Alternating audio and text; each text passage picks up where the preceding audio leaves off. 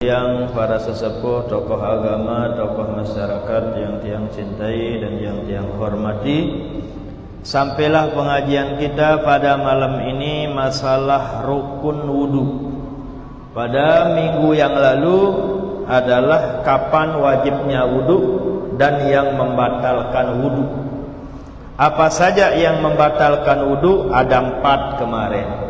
Apa saja yang keluar dari depan maupun dari belakang, baik yang biasa maupun yang luar biasa, baik yang biasa terjadi maupun langka terjadi, batal selama keluar dari depan, selama keluar dari belakang, apapun namanya. Misal andekan ada yang keluar dari depan adalah ikan hiu misalnya, batal wudu tetap. Andaikan ada yang keluar dari belakang misalnya dolar misalnya, tetap wudu akan batal.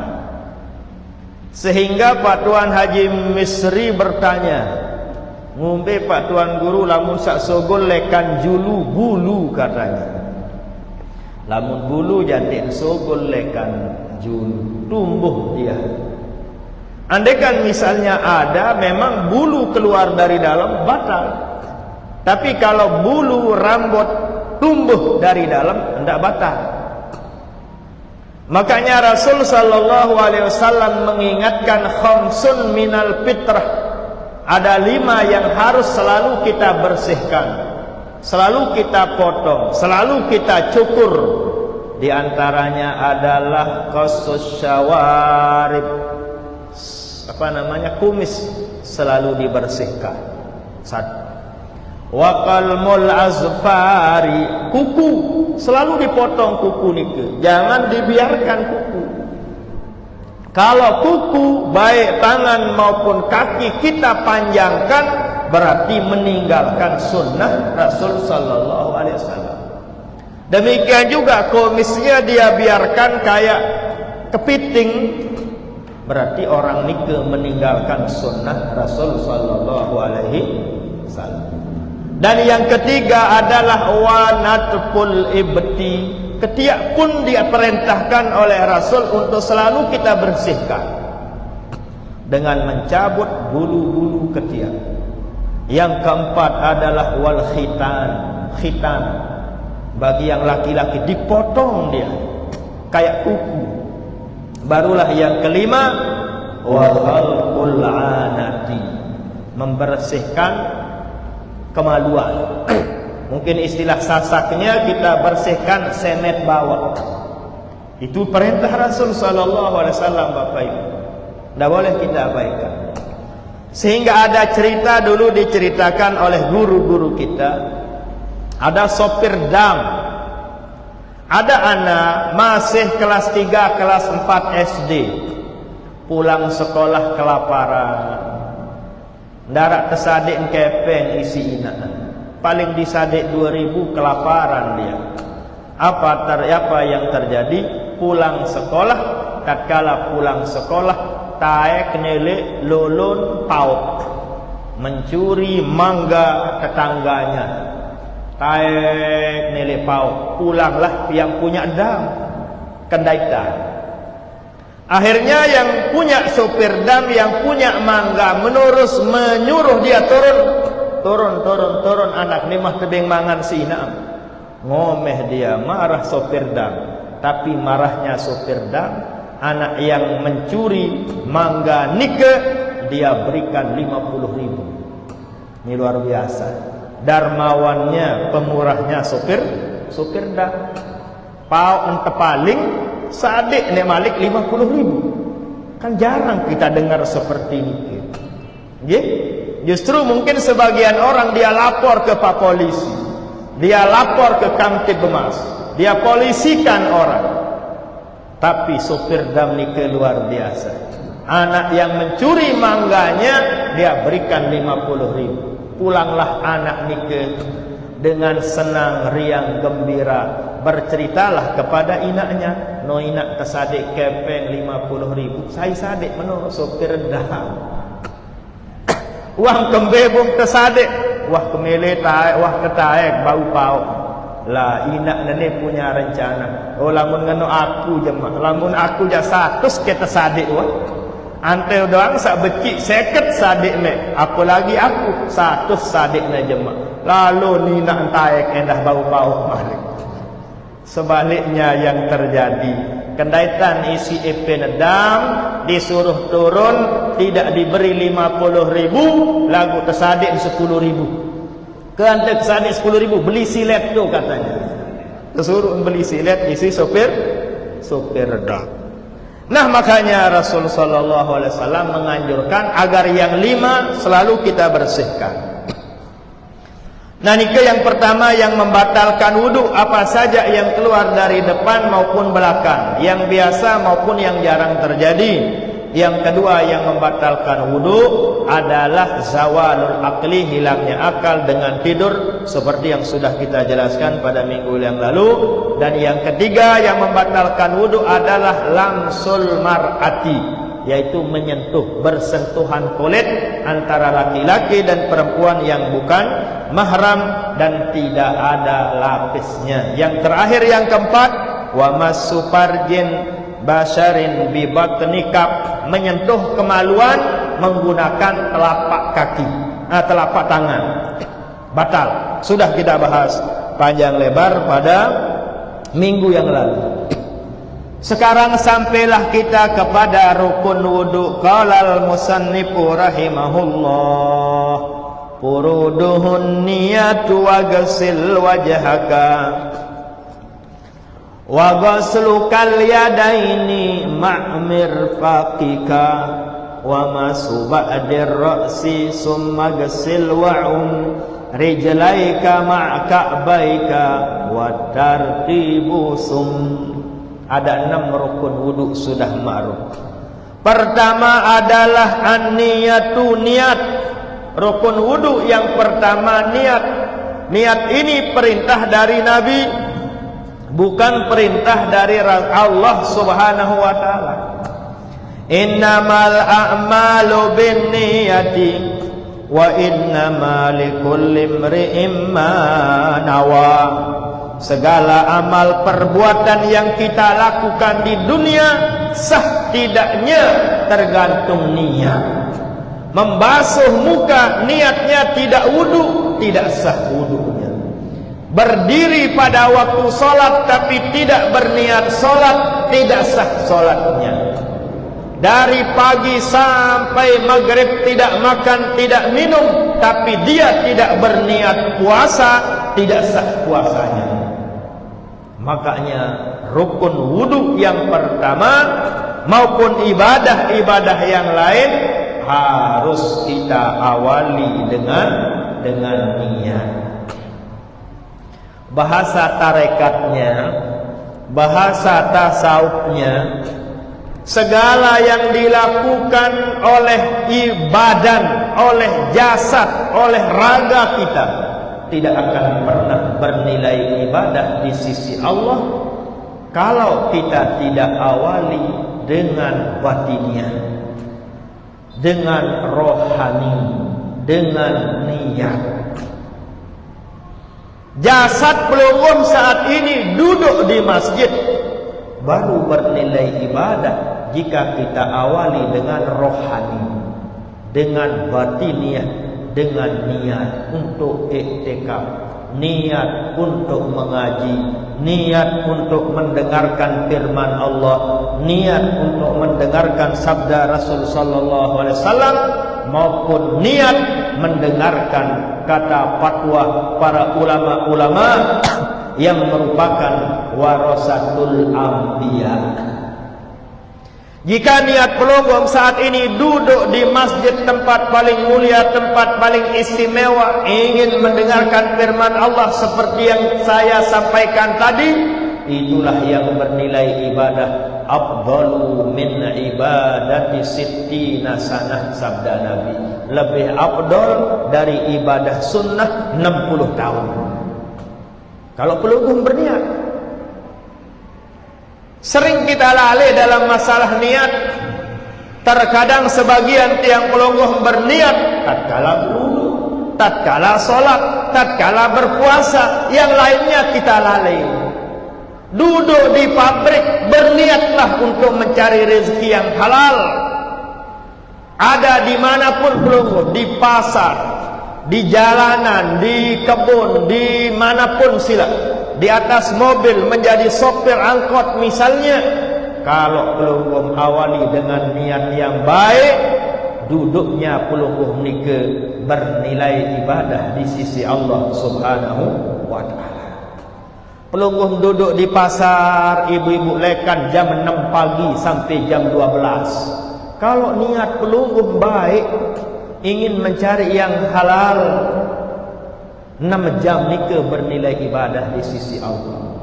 Niat pelungguh agar naraksin sekolah bija jari, agar ada yang pelungguh gunakan untuk beribadah kepada Allah, yang 6 jam nika bernilai ibadah di sisi Allah Subhanahu wa ta'ala. Apapun sila, apapun itu.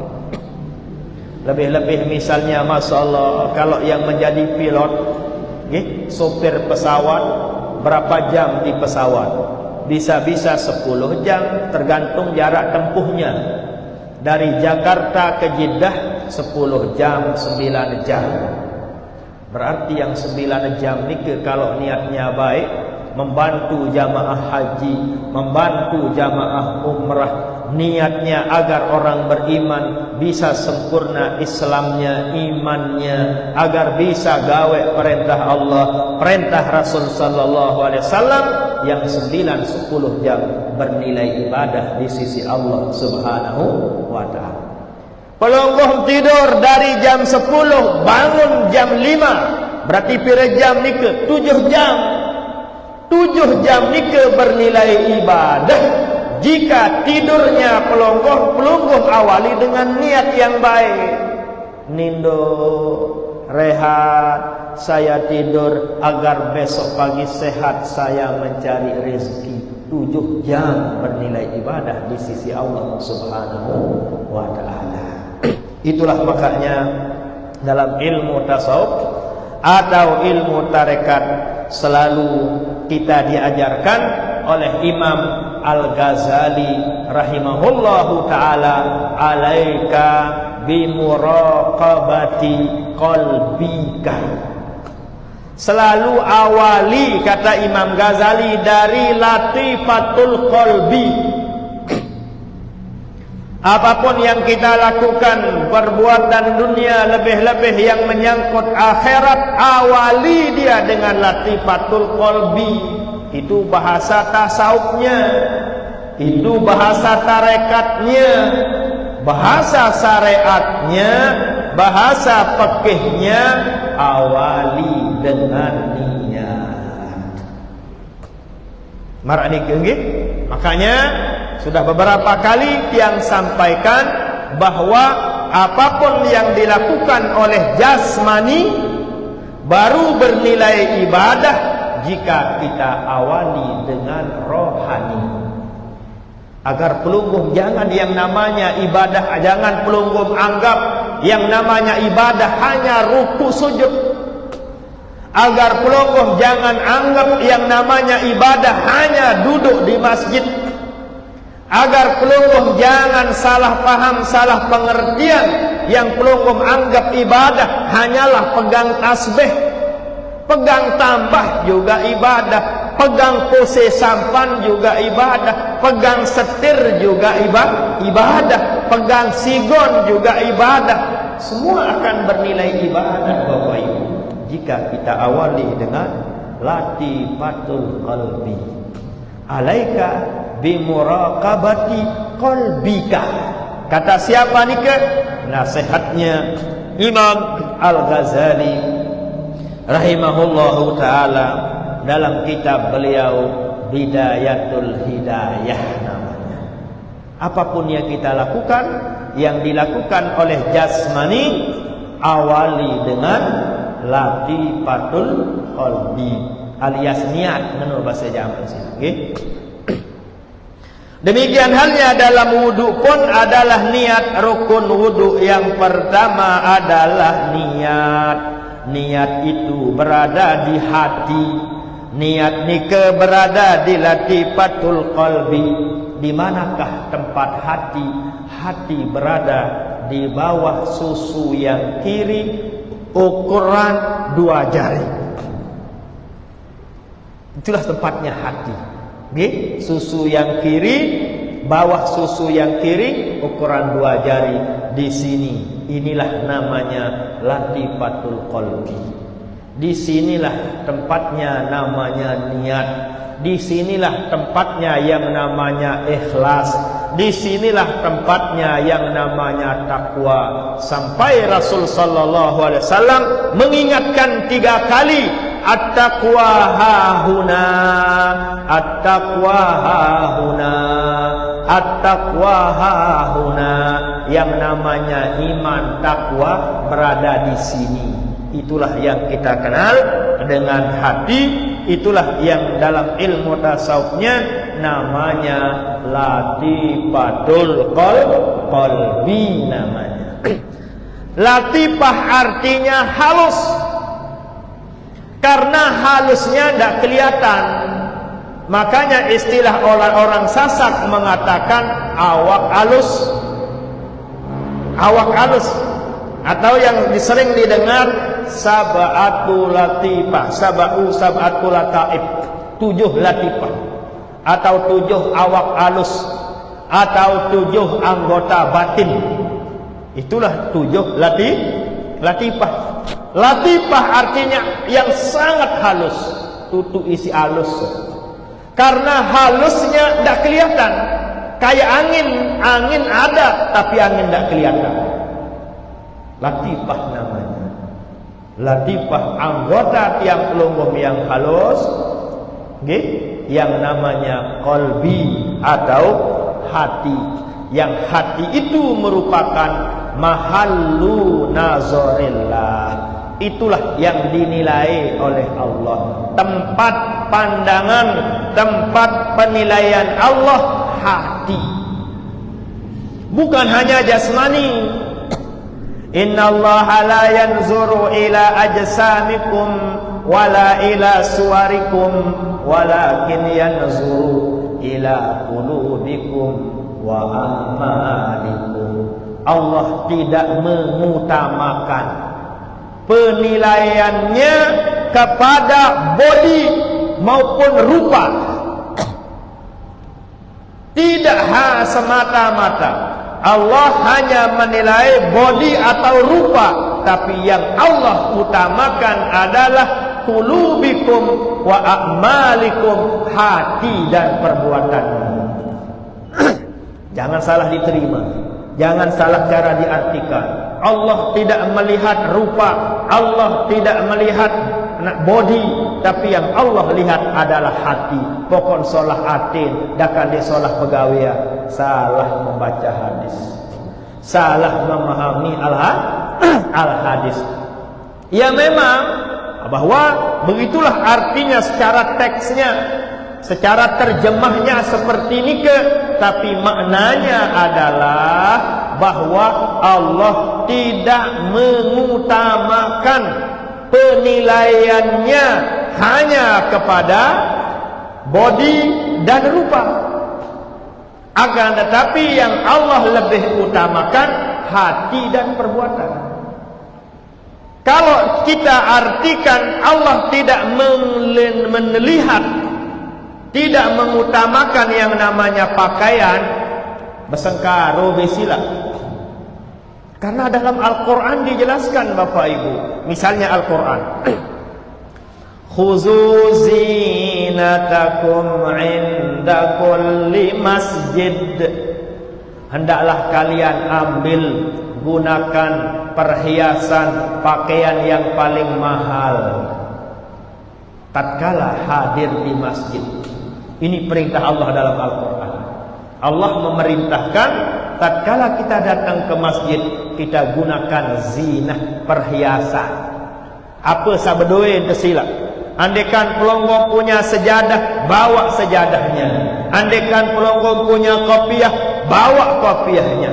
Andaikan pelonggong punya cincin, bawa cincinnya. Andaikan pelonggong punya tasbih, bawa tasbihnya. Andaikan pelonggong punya minyak wangi, pakai minyak wanginya. Andaikan pelonggong punya apa balik?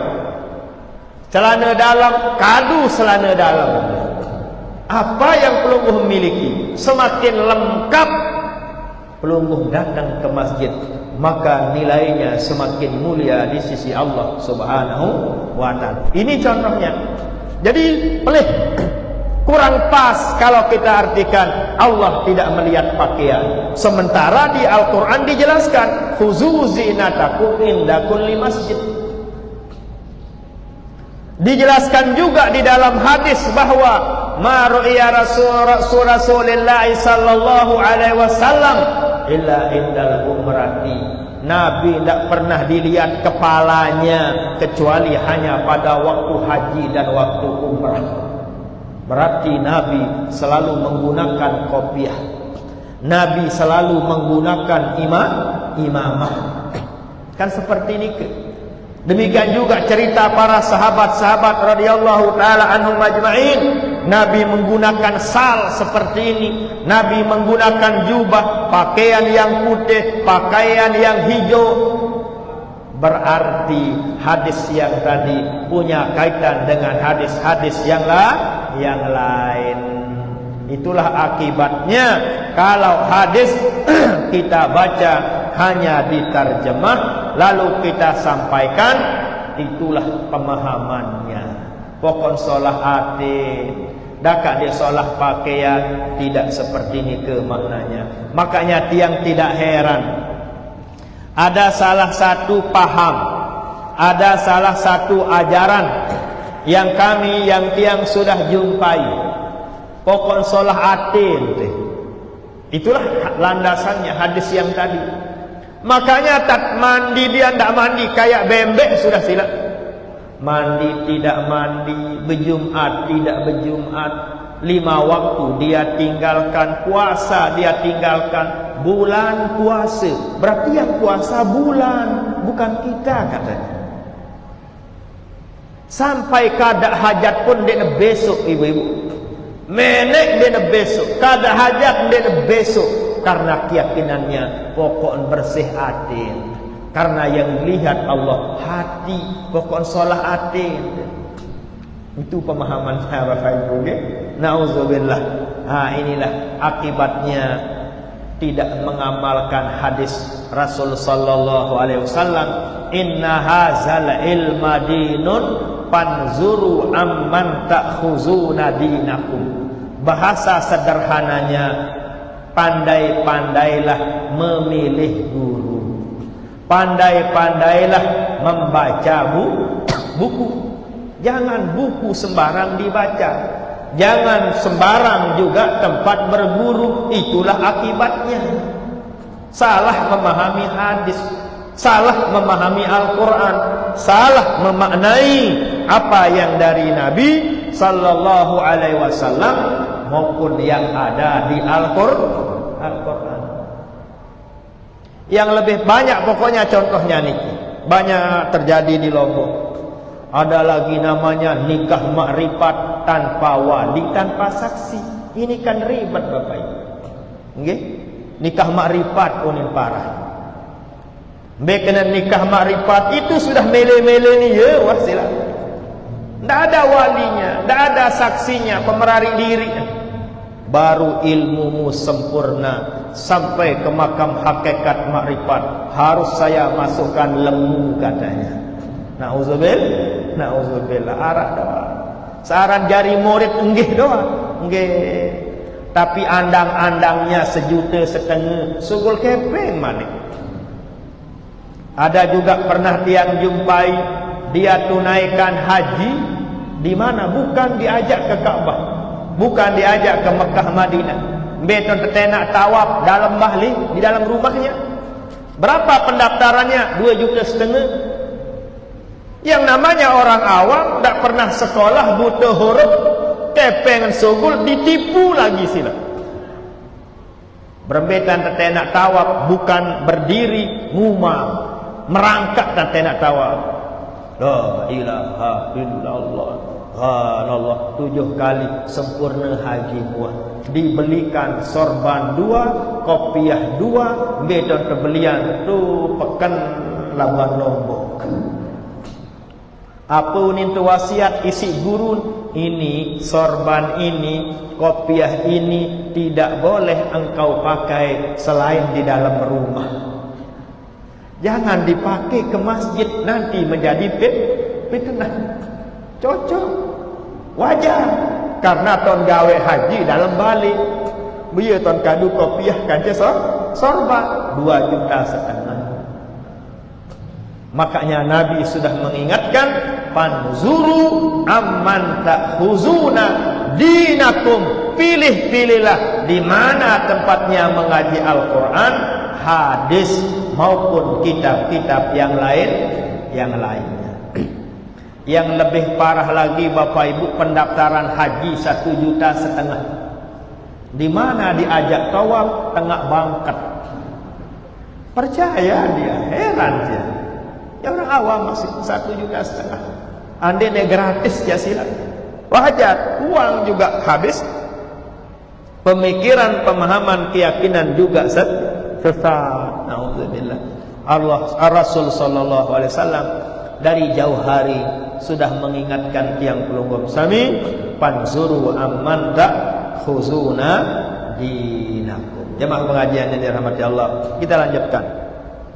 Itulah kaitannya dengan niat, bahwa panjang masalah niat, ada panjang pembahasan niat. Intinya bahwa niat itu di latifatul qalbi.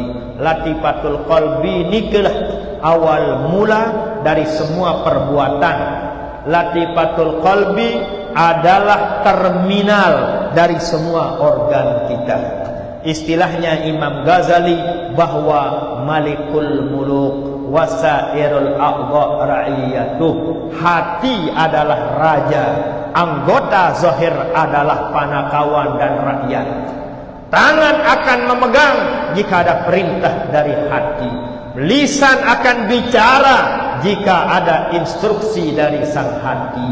Makanya mulailah dari hati tatkala menunaikan ibadah yang namanya wudu maupun ibadah-ibadah yang lainnya, baru bernilai ibadah di sisi Allah. Ini yang pertama, rukun daripada wudu adalah an-niyatu, niat. Kapankah berniat? Tatkala air iza wasalal ma'u ilal wajhi, jika air sampai ke muka barulah sah niat. Kedua tangan mengambil air, tatkala air sampai ke wajah, sampai ke muka, barulah hati berkata, sengaja saya berwudu karena Allah. Barulah hati mengucapkan nawaitul wudu li raf'il hadasil asghari fardan lillah. Paling pendek niat nawaitul wudu, atau bahasa sasaknya sengaja kengulu. Sengaja saya berwudu, itu aja niat pendek, kok niat tidak panjang. Tapi kapan niat nikah? Tatkala air sampai ke muka, sengaja kengulu karena Allah. Sengaja saya berwudu karena Allah. Sengaja saya berwudu karena Allah. Itulah kata hati. Sah sudah wudunya. Tapi kapan mulai niat? Iza wasolal ma'u ilal wajhi, jika air sudah sampai ke muka. Kalau sholat kapan mulainya niat? Tatkala membaca huruf alif pada Allah. Sudah sah, boleh berniat. Sampai kapan? Sampai membaca, mengucapkan huruf ro yang ada pada ba. Allahu Akbar. Itu batasan. Tempatnya sah mengucapkan niat yang dilakukan oleh hati. Kalau puasa Ramadan kapan? Sebelum terbit fajar. Beda-beda niat dikit. Kalau puasa sunat sebelum zuhur, sah niat. Niatnya untuk puasa sunat. Misalnya pelungguh mau puasa Asyura. Hari Asyura insya Allah pada hari jatuh hari Selasa. Tasu'a pada hari Senin. Tasu'a tanggal 9 Muharram namanya Tasu'a, tanggal 9 Muharram. Dalam hadis dijelaskan, la in baqitu ila qabilin la asumannat tasi'a. Andaikan Allah memberikan saya umur panjang sampai Muharram yang akan datang, la asumannat tasi'a, gan kepuasa hari Tasu'a, gan kepuasa 9 Muharram. Tapi Nabi tidak sampai umurnya Muharram, karena beliau meninggal kurang lebih 19 hari setelah haji. Kapan selesainya haji? Haji al-hajju Arafah, tanggal 9 Zulhijjah. Berarti karing pire? Karing 11, karing 21. Intinya Nabi tidak sampai 9 Muharram. Akhirnya beliau tidak sempat menunaikan ibadah puasa sunnat Tasu'a. 9 Muharram beliau meninggal dunia.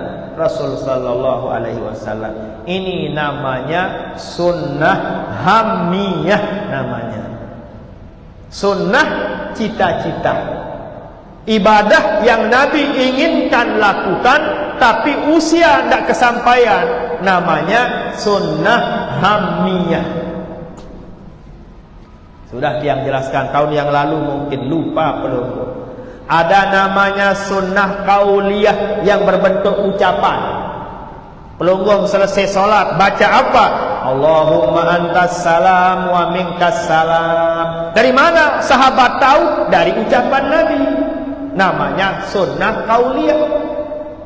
Innamal a'malu binniyat. Dari mana sahabat tahu? Dari ucapan Nabi. Semua model bacaan otomatis sahabat tahu dari ucapan Rasul sallallahu alaihi wasallam, namanya sunnah qauliyah. Yang kedua ada namanya sunnah fi'liyah, sunnah dalam bentuk perbuatan dilakukan oleh Nabi. Dari mana sahabat tahu Nabi melakukan ini? Tentu dari perbuatan Nabi, namanya sunnah fi'liyah. Tatkala Nabi takbir, begini cara Nabi takbir. Nabi dilihat oleh para sahabat takbir, ada kalanya atas, jempolnya sejajar dengan telinganya. Allah sejajar. Jangan Allah berada antara. Yang kedua, sebagian sahabat melihat Nabi takbir sejajar dengan dadanya. Allahu Akbar. Yang bawah ibu-ibu yang ngambil Allahu Akbar. Bapak-bapak pelunggung ambil yang atas. Namanya sunnah fi'liyah. Yang ketiga ada namanya sunnah takririyah, penetapan dari Nabi.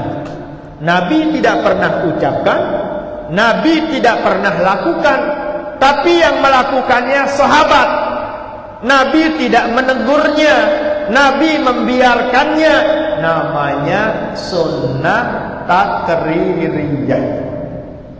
Barulah yang keempat, namanya sunnah hamiyah, cita-cita Nabi. Itulah contohnya puasa Tasu'a. Kalau puasa Asyura hari Selasa, Tasu'a Senin. Paling afdol kita puasa Senin, kita puasa juga Selasa. Kalau puasa sunat apapun namanya, puasa sunat Arafah, Senin, Kamis, Tasu'a, Asyura. Sampai kapan niatnya? Dari mana dan sampai kapan? Dari setelah maghrib sampai sebelum zuhur. Pelunggung ingin berniat setelah Isya, sengaja saya puasa sunat Asyura 5 hari karena Allah sah.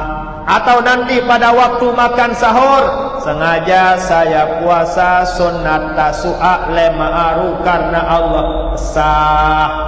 Atau 5 hari waktu jam 9 jam 10 pelunggung berniat sah, asalkan pelunggung belum makan dan belum minum. Nikalah perbedaan niat puasa sunat dan puasa fardu. Kalau puasa fardu niat dari maghrib sampai sebelum subuh. Puasa Ramadan, puasa nazar, puasa qodok, baru sah niatnya dari setelah maghrib sampai sebelum azan subuh. Tapi kalau puasa sunat dari setelah maghrib sampai sebelum zuhur. Jam 11 belum berniat, sengaja puasa sunat Asyura hari ini karena Allah, as-sah.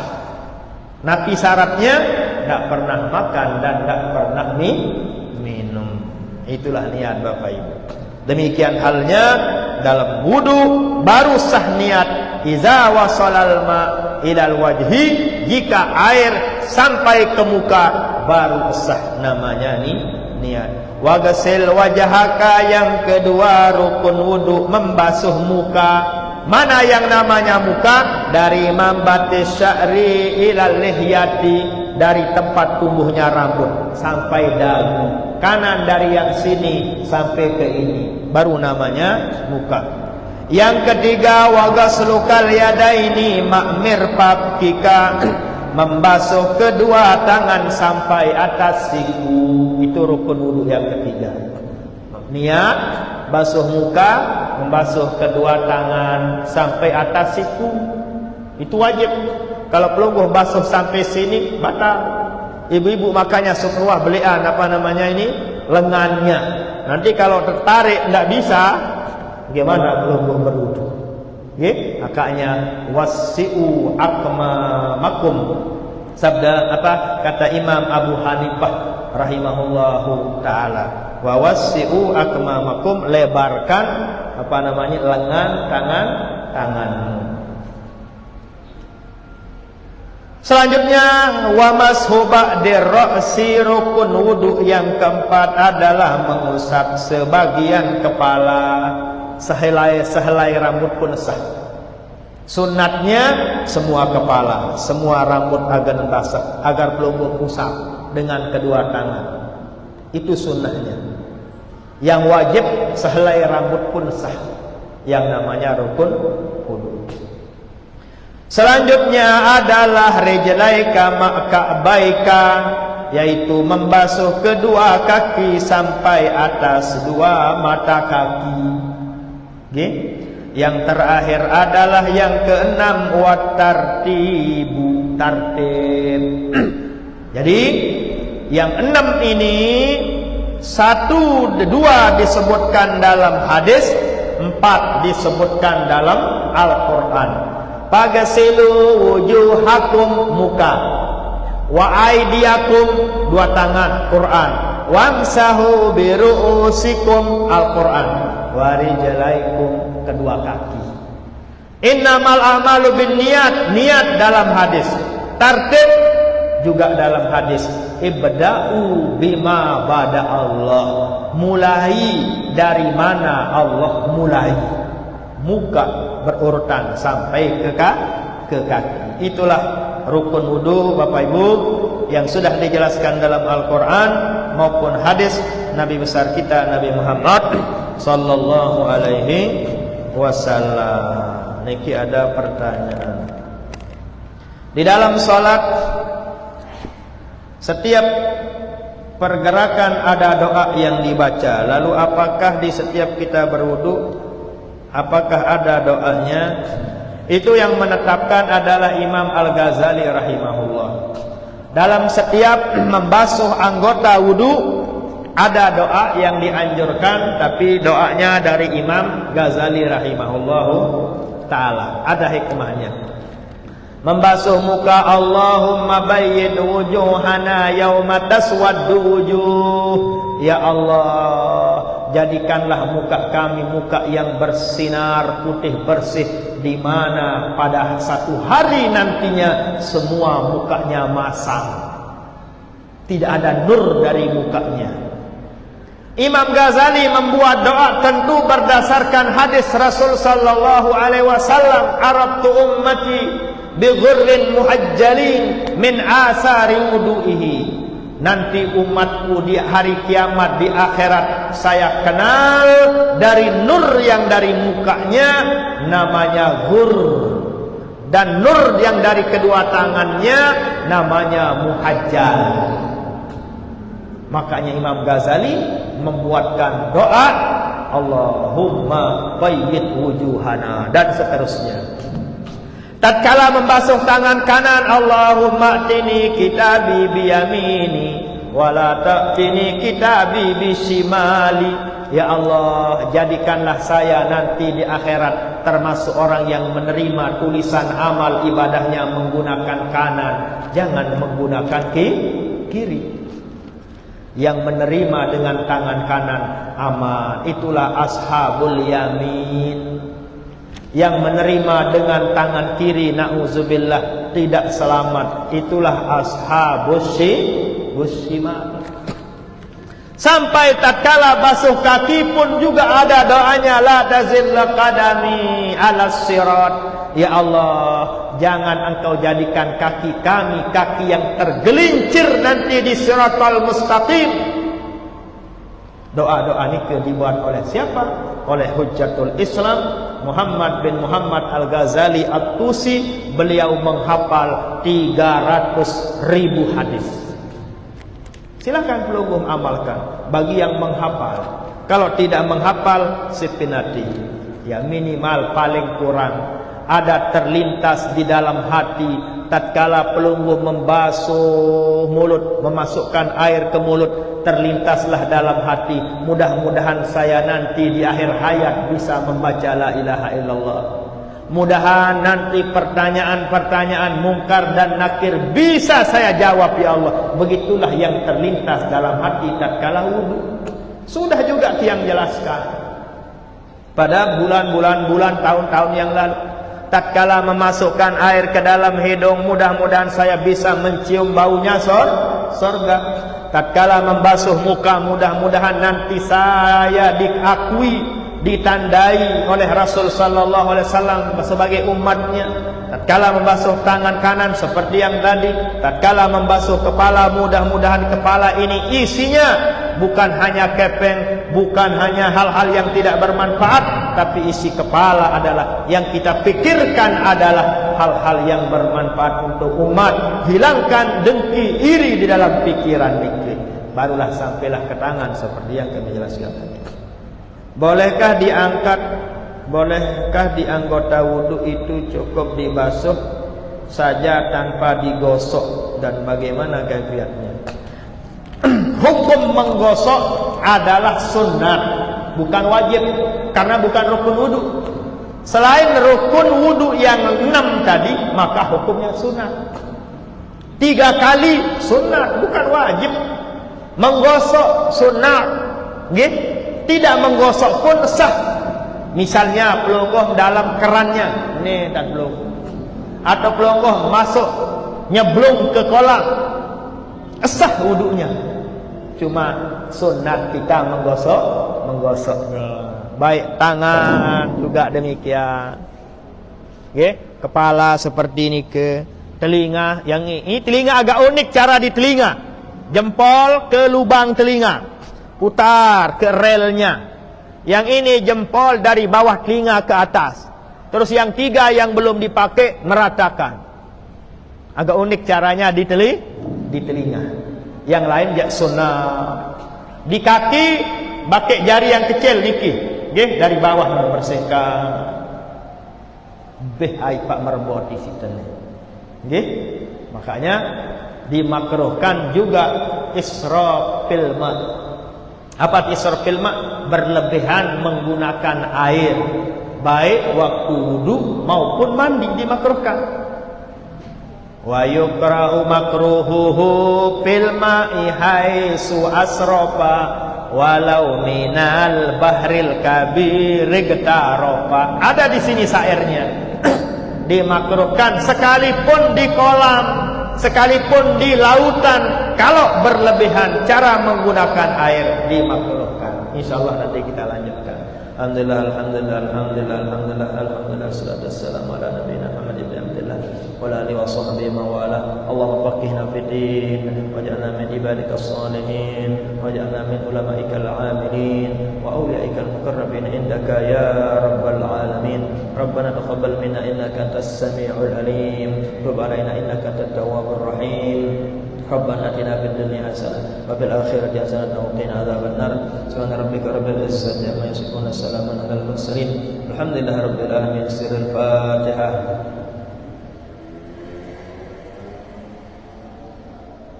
Sekian dan demikian, terima kasih dan mohon maaf. Allahumma berikan hadiah sabil rasul. Wassalamualaikum warahmatullahi wabarakatuh. Terima kasih.